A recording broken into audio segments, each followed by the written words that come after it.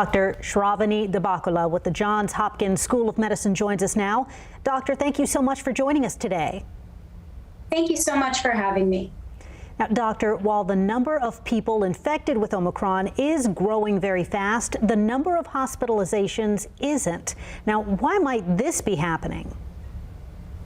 Well, the good news is that a significant portion of our country is currently vaccinated, and people are continuing to get boosted as well. And we know at this point in time, really the best protection that we have against hospitalizations and deaths is the vaccination and the booster. And that may be part of why we're seeing that there are less hospitalizations and deaths at this time than there were with some of the previous variants. The other thing is that the natural course of viruses is that over time, they do tend to get less pathogenic, even though they can become more transmissible. So that may be another part of what we're seeing.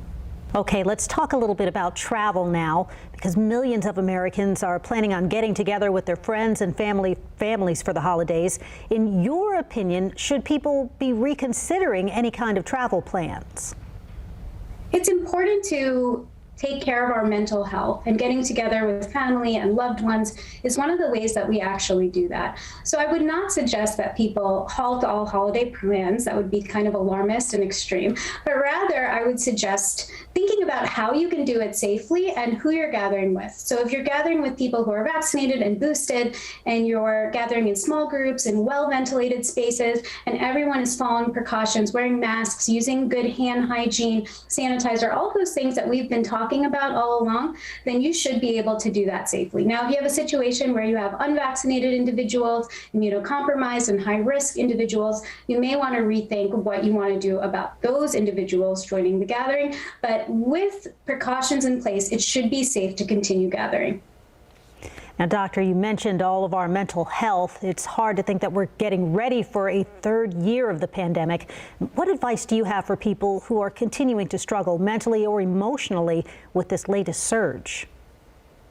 It's really something that's causing a lot of anxiety. It's something that's causing depression, and understandably so. And so when it comes to dealing with this type of thing, when you're in isolation or you can't really physically gather, a great tool is FaceTime, Zoom. We've really become good with technology during this pandemic.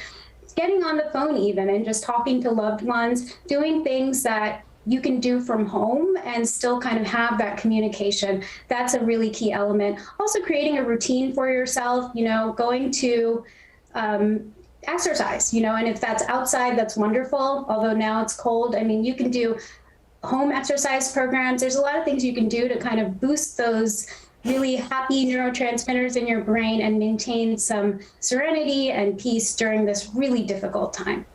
We can all definitely use some serenity. Dr. Dabakula, thank you so much for being with us. We really appreciate it. Thank you for having me.